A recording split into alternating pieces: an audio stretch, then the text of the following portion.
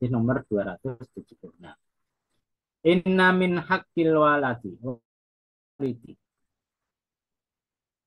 setuhune iku setengah saking hake wong tua ala waladi ing atase anak ayu alimahu iku yento ngajari sapa wong tua hu ing anak alkitabata ing nulis wa an yuhsina lan yento gawe bagus sapa wong tua ismahu ing jenenge anak wa ayu zawwijau lan yento ngawinake wis balik sapa anak. Jadi maksudnya gimana? Maksudnya orang tua itu harus memenuhi hak-hak anaknya. Kalau ingin lebih komplit masalah hak anak ke orang tua atau hak orang tua kepada anak, itu ngaji kitab namanya Tanbihul Ghafilin, karangan apa namanya Imam As-Samarqandi. Apa saya lupa pengarangnya. Tanbihul Ghafilin. Itu pengarangnya bukan madzhab Syafi'i. Nah, tapi kitabnya ternyata masyhur di pondok-pondok pesantren madzhab Syafi'i. Tanbihul Ghafilin itu madzhabnya bukan madzhab Syafi'i. Kalau salah. Jadi anak itu punya hak kepada orang tua dan orang tua harus memenuhi hak ini. Yang pertama apa? Ayu al-limahul kitabata. Anak itu harus diajari untuk membaca dan menulis. Namanya semacam itu. Kenapa? Karena dengan bisa membaca dan menulis, anak itu nanti bisa bekerja, anak itu bisa memenuhi kebutuhannya. Kalau dalam syarahnya itu orang tua itu harus ngajari ilmu-ilmu yang darurat yang diperlukan anak tadi, terutama ilmu akhlak. Jadi anaknya supaya punya sopan santun yang bagus pada orang yang lain. Kemudian yang kedua, wa ayyuh sinasmahu. Kemudian orang tua itu harus memberi nama yang bagus. Jangan dikasih nama sembarangan. Zaman dahulu kan orang kasih nama sembarangan. Kadang tidak ada artinya. Contoh, kalau dulu punya murid namanya Tukiman. Nah, dia punya saudara namanya Tukimin. Kemudian Tumidi, Tumiran. Wah, artinya apa? Tidak tahu saya. Nah, gitu loh. Itu namanya apa? Nah, kalau bisa punya nama yang bagus, tidak harus Arab. Tidak harus Arab ya. Boleh nama Jawa yang penting artinya bagus. Contohnya misalkan apa namanya? Anda kasih nama Sugiarto, oh artinya Sugiharto, banyak harta dapat, bagus kan itu, tafaul namanya. Nah, harus dengan bahasa Arab. Nah, kalau orang zaman dulu kan kadang-kadang namanya tuh diawur, ada punya anak lemu dinamakan Cemplon, nah kan, terus jadi guyon, kan gitu kan. Nah, jadi kadang-kadang kita tuh kasih nama juga apa bingung kadang-kadang. Nah, saya itu sering menemukan nama-nama yang saya tidak tahu artinya. Nah, dulu di pondok itu kalau ngaji sama anak-anak itu kadang ditanya, Pak, apa artinya nama saya? Kalau bahasa Arab saya pasti agak tahu. Tapi kalau sudah bau Jawa dan yang lainnya, wah itu yang repot. Saya itu kadang-kadang nggak tahu artinya. Hmm.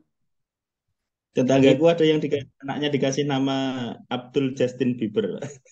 oh, nah itu berarti dia ikutnya sama Justin Bieber. Tidak bagus ya itu orang tidak beragama Islam, orang kafir kok ditiru. Kan gitu kan? Ya, nah, Nah, mungkin pengen apalagi bahasa Arab dan nama nama keren namanya mungkin Abdul, namanya gaul bahasa ya, Arabnya Abdul, mungkin gitu. ya, Abdul Justin Bieber, hambanya Justin Bieber. Wah, berarti orang tuanya itu dulu hobi dengarkan musik itu. Jadi hambanya. Ya, kalau bisa kasih nama itu nama yang baik. Kalau bukan orang Arab, misalkan orang Jawa ya orang-orang yang kira-kira itu apa namanya artinya bagus atau misalkan punya pengaruh yang baik di dunia di Jawa ini. Kita bukan berarti tidak harus kasih nama Arab, tidak harus ya. Nah, tidak harus. Kalau Kak sering saya tuh sering ditanyai nama-nama anak saya namanya siapa Pak gini-gini tak kasih contoh, tak kasih arti-arti saja, pilih sendiri gitu. Contohnya yang anak saya yang kedua ini yang ngasih nama itu ternyata anak saya sendiri. Oh, jadi anak saya sendiri itu kan masih kecil. Ketika ibunya di ronsen kata cewek, anak saya langsung, ah, saya ingin punya adik namanya Alisa. Oh, dari tahu dari mana? Tahu dari apa? TikTok atau snack video atau apa. Dari pohon dari YouTube lah. Nah, kemudian dicari sama ibunya Alisa, namanya artinya bagus, akhirnya dituruti. Nah, kemudian ditambahin nama dua nama sama istri saya sendiri. Nah, kalau yang pertama kan dulu dadakan kan. Oh, jadi istri saya sudah apa namanya cari nama lama-lama tidak ketemu, bingung ketika lahiran, akhirnya kemudian tanya saya, tak kasih nama apa setahu saya, artinya ternyata bagus, ya senang aku. Yang kedua, istrinya tidak mau, ini yang kasih nama harus saya, Bu, jangan jangan jangan jangan apa jangan saya, jangan suaminya, harus istri saya sendiri kasih nama. Ya, akhirnya dikasih nama itu. Nah, terusnya jadi nama itu harus bagus, contohnya semacam Anda Mas Fuluk, apa namanya, Khairul Fuluk, nah ya toh, akhlak yang bagus, nah gitu kan. Jadi kalau ternyata apa sukanya melirik cewek, namanya keliru berarti. Nah, Khairul Fuluk kok melirik cewek, nah, gitu. Nah, kalau Ruslan, siapa Mas Ruslan namanya komplitnya ini? Nggak ada, Pak. Ruslan, Pak. Ruslan saja. Nah, Ruslan Iya. itu Anda tahu artinya? Bahasa Arab juga, Pak ya. Iya, Anda tahu artinya? Nah, oh, kan udah tahu Dari artinya, asal tanya kata artinya. Rosala, Pak ya. Hah? Dari asal kata Rosala. Iya nggak, Pak? Apa? Putusan. Hmm? Putusan. Oh, Ruslan itu kalau nggak salah itu salah satu nama ulama Madzhab Syafi'i yang terkenal. Oh, jadi Bapak Anda mesti paling paling nggak pernah ngaji, kemudian ada nama Ruslan. Nah, ini bilang, ambil nama Ruslan itu lah. Bukan dari kata Rosala. Kalau Rosala itu tapi juga cocok Anda diutus ke Banyuwangi untuk cari kerja ya. Tapi setahu saya Ruslan itu salah satu nama ulama yang terkenal dalam fikih Madzhab Syafi'i kalau tidak salah. Ada ulama namanya Ruslan. Kalau ngaji di Pak Kurdi pernah Wakola Ibnu Ruslan gitu. Kalau nggak salah. Kenal kan Ruslan itu. Iya. Jadi itulah. Jadi kalau ingin lebih pasti tanya bapaknya kalau masih itu, Pak atau ibunya. Saya dikasih nama itu kenapa? Gitu. Saya dulu nggak pernah tanya sama bapak itu. Jadi dulu itu bapak saya itu kan masih nurut sama Kiai. Jadi anak pertama itu tanya Pak sama Pak Yainya. Pak Yai, anak saya pertama perempuan. Dikasih nama siapa ya? Ditanya, nama kamu siapa? Nama saya Sui. Ya, Suidah. Jadi anak pertama nama Sudah. Jadi kata bapak saya ditambah dah. Gitu aja. Kemudian yang kedua, tanya lagi. Punya anak kedua, tanya lagi. Pak Yai, istri apa anak saya yang kedua namanya siapa? Perempuan, ya. Muslimah. Ya, dikasih nama Muslimah. Nah, tapi nggak puas. Dua kali kasih nama kok pendek-pendek, nggak bagus-bagus. Akhirnya kemudian yang ketiga cari nama sendiri. Ya. Namanya bagus saya. Nah, yang ketiga, keempat, termasuk satu namanya bagus-bagus. Adik saya juga bagus-bagus. Cari sendiri, soalnya ketika tanya Kiai, ternyata namanya pendek-pendek ya kurang menarik gitu loh. Masa nanti misalkan apa Mas Ruslan punya anak perempuan, Ruslan dah, nah, kan enak toh. Nah, dia boleh nurut sama Kiai, cuma kalau kira-kira tidak cocok ya daripada gondel ya, nggak usah diikuti dalam masalah-masalah yang apa namanya tidak masalah penting kan gitu. Nama itu penting tapi kan tidak harus nurut sama kiai, nggak apa-apa kan gitu. Kadang-kadang bisa dilematis. Saya itu punya teman tuh tanya tanya nama sama kiainya. Dilalah itu temennya juga punya anak, tanya sama kiainya sama, karena jalannya agak jauh ternyata namanya sama kan repot nanti. Namanya sama, yang satu itu ini sama itu yang ngasih nama juga sama, ya repot lah kan itu.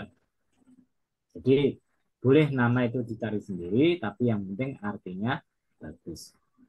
Kemudian yang berikutnya wa ayyuzawijahu idza balagha. Kemudian mencarikan istri kalau sudah balik. Jadi kalau bisa, ya, kalau bisa itu jangan pacaran. Nah, jangan pacaran. Kenapa kok jangan pacaran? Karena kalau kita pacaran kadang-kadang itu juga jodoh kita akhirnya nanti terpisah, nanti akhirnya susah ketemu sama apa mantannya, kemudian mengurung ukuran, apalagi nanti istrinya tahu nah jadi cemburu lah sama mantan gitu. Kan gitu kan. Jadi kalau kita sudah jadi orang tua, tugasnya adalah mencarikan anak istri. Hmm, Istrinya itu kalau bisa yang bagus, yang soleh, soleh, ya, soleh dulu, kemudian apa namanya, kalau bisa ya punya apa namanya kerjaan. Nah, yang ketiga dari keturunan yang baik, karena berpengaruh. Nah, kemarin tuh saya itu enggak ngajar di gang 3 itu, gara-garanya kan ada murid saya datang curhat masalah istrinya. Ternyata istrinya tuh santri, mondok, pinter, bisa baca kitab. Nah, jarang tuh wanita bisa baca kitab kan jarang. Tapi karena Iya. lingkungannya, keluarganya itu kurang baik, ya akhirnya punya sifat kurang baik juga, suka nipu, suka tidak terus terang sama suaminya. Suka nipu, bahkan tahun 2019 kemarin tuh baru ketahuan istrinya punya utang sampai 80 juta, nggak ngomong sama suaminya. Nah, padahal ini santri. Santri bisa baca kitab, kemudian kan itu murid saya itu kan orang awam, nggak pernah mondok, tapi pernah ngaji sama saya dilanggar. Akhirnya dia agak agamis, ya karepnya itu, pinginnya itu dapat istri yang solehah, bisa membantu dia dalam masalah agama. Dilalah, meskipun istrinya lulusan pondok, ya, kuliah, kemudian dia itu ya pinter ngaji, tapi sayangnya dia dibesarkan dari lingkungan yang kurang baik. Kemudian apa namanya, eh, namanya saudara-saudara dia itu ya kurang baik juga, akhirnya suka nipu. Nah ini ya, nah itu dalam adat Jawa itu ada namanya bobot, bebet, dan bibit. Nah itu kan itu penting. Nah, penting sebagai pertimbangan, jangan asal senang saja. Karena itu kalau anda lihat di selebriti, oh, habis nikah cerai, habis nikah cerai. Kenapa? Karena tidak mandang bobot, bebet, dan bibit. Kalau dalam agama Islam ada namanya kufu, nah, sekufu. Kalau bisa santri ya dengan santri, kan gitu kan, sehingga tidak terjadi masalah. Ini hadis diriwayatkan oleh Imam Ibnu Najjar dari siapa? Dari sahabat Abu Hurairah. Kan gitu. Kemudian Tinggal 3 menit, Pak. Adit. karena belum diterangkan kedudukan hadisnya kan, Oh ya. nah, kami dulu. Jadi hadis ini menurut Imam Asyuti, hadisnya adalah hadis yang hasan. Hasan. Meskipun ikut Imam Al-Munawi, pensarah kitab Jami Shogir, sebetulnya sanadnya itu doif, lemah, tapi ada penguatnya sehingga menjadi hasan.